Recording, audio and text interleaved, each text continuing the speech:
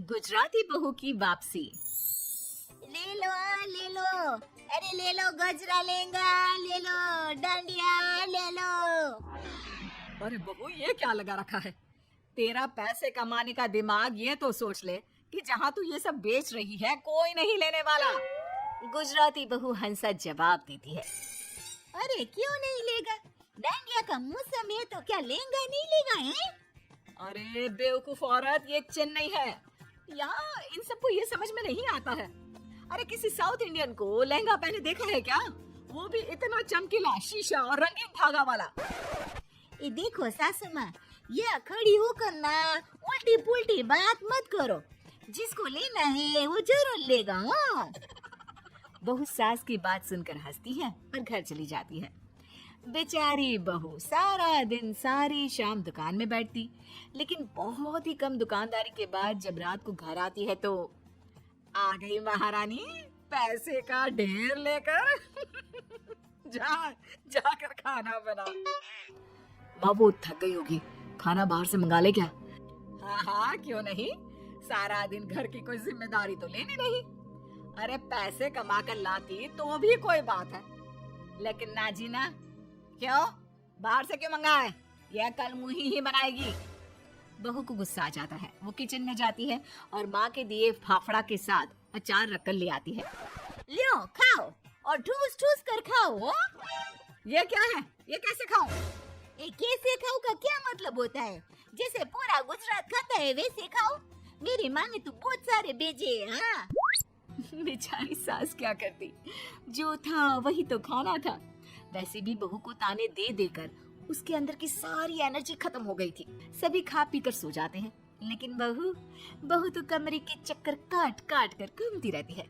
अरे क्या हो गया? किस बात का मंथन कर रही हो? ये समझ में नहीं आ रहा है कि यहाँ गुजराती कल्चर का सामान कैसे बेचूं। और किसी को समझ में ही नहीं आता कि डांडिया क्या है, लहंगे में शीशा क्यों लगा है, और फाफड़ा है तो रोटी इतनी कड़ी क्यों है। क्या करूं भाई साहब, समझ में नहीं आता। एक तो तुम गुजराती भी ना बड़े मेहनती होते हो और चाहते हो कि सारा माहौल उन लोगों के रंग में ही रंग जाए। ऐसा ही कहो। वैसे रंग में तो हम किसी को भी रंग सकते हैं। देखो तुम्हें नहीं बना लिया क्या अपना है? चलो ना डांडिया खेलते हैं। हाँ? अरे पागल हो क्या? रात के 1 बजे डांडिया? अरे चलो ना, बहुत मजा आएगा। खेलते हैं ना डांडिया बाहर आंगन में। चलो तो सही प्लीज मेरे खातिर। पति को हंसा से इतना प्यार था कि वो उसकी बात को मना नहीं कर पाता। और फिर क्या था, आंगन में गाना बजता रहता है। हेलो रंगीलो मारो, पति नाचते हुए कहता है। अरे वाह हंसा, बड़ा मजा आ रहा है। दोनों पति पत्नी डांडिया करने लगते हैं। गाने की आवाज से आसपास के 2 परिवार बाहर निकल आते हैं। साउथ इंडियन पड़ोसी कहता है, अरे ये क्या करता जी? ये डंडा क्या मारता भाभी जी का? वो बेरात ना। अरे लगता झगड़ा हो गया जी दोनों के बीच। अरे तो हंसता क्यों है जी? मार मार के एक दूसरे का डंडा। मेरे को लगता कि जिसका डंडा लग नहीं पाता होगा वो ना खुशी से हंसता होगा, ठीक है ना? मेरे को भी यही लगता, लेकिन गाना क्यों लगाए? मेरे को लगती लोगों की गालियां और लड़ाइयां ताने न सुनाई देना, इसलिए। हंसा देखती है कि कुछ लोग खड़े हैं। वो गाना बंद कर देती है और उन लोगों के पास जाती है। देखा, मजा आ रहा है ना हम लोगों का डांस देखकर? हाँ, लेकिन ये डांस है, मुझे तो लगा ये कोई लड़ाई चल रही है। लड़ाई, वो भी आंगन में? ये ना भाई साहब ना, आइए ना हम आप लोगों को भी सिखा देते हैं। फिर क्या, वो सभी को कॉस्ट्यूम पहनाकर गाना लगा देती है। सबके हाथ में डांडिया और सभी गुजराती धुन में नाचना शुरू कर देते हैं। आया बड़ा मजा आ रहा है हंसा भाभी। हाँ, मैंने भी फाल्गुनी पाठक देखा था डांस। हंसा, मुझे तो रुकने का मन ही नहीं कर रहा। बस फिर क्या था, 2-4 लोग ही सही, लेकिन सभी को हंसा का डांस करना अच्छा लगता है। अगली सुबह, ये क्या, घर के बाहर बोर्ड क्यों लगा दिया? डांडिया क्लास। अरे ये सब नहीं चलेगा मेरे घर में, साफ साफ बोल रही हूँ। अच्छा, क्या नहीं चलेगा? घर मेरा है और यहाँ ये सब नाच गाना नहीं होगा।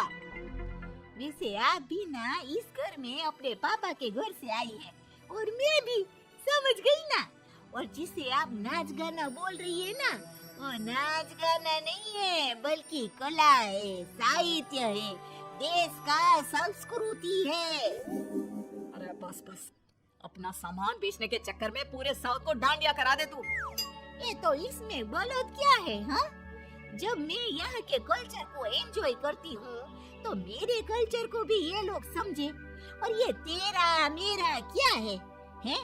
हम ये तो सब भारतीय ना। अब चलिए बाहर जाकर खड़ी हो जाइए, कस्टमर आते ही होंगे। हाँ, बस फिर क्या था, एक एक करके लोगों का घर में आना शुरू होता है। हंसा पहले डांस सिखाती, फिर लहंगा और सारा सामान पैक करके थमा देती। अरे वाह बहू, बड़े नोट छाप रही है, क्या बात है। ले अब वाह वाह कर रही है? नहीं तो सारे दिन दाने दे दे कर मेरे तो कान खा जाती थी। अरे ला बहू ला, यह गड्डी ना पैसों की मुझे दे दे।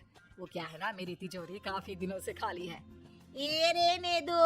हाँ, मेरी मेहनत की कमाई है। आपका बस चलता तो कब का बंद करा देती। नहीं जी नहीं, मैं कुछ नहीं देने वाली आपको। हाँ। सास को बहू पर गुस्सा आ जाता है। अच्छा तो ये चालाकी, मेरे घर को धर्मशाला बना दिया और पैसे के नाम पर ठेंगा। रुक, बताती हूँ तुझे। एक रोज सास चुपके से सारे लहंगे काट देती है और डांडिया में कील लगा देती है, फाफड़े में चींटी डाल देती है और खुश हो जाती है।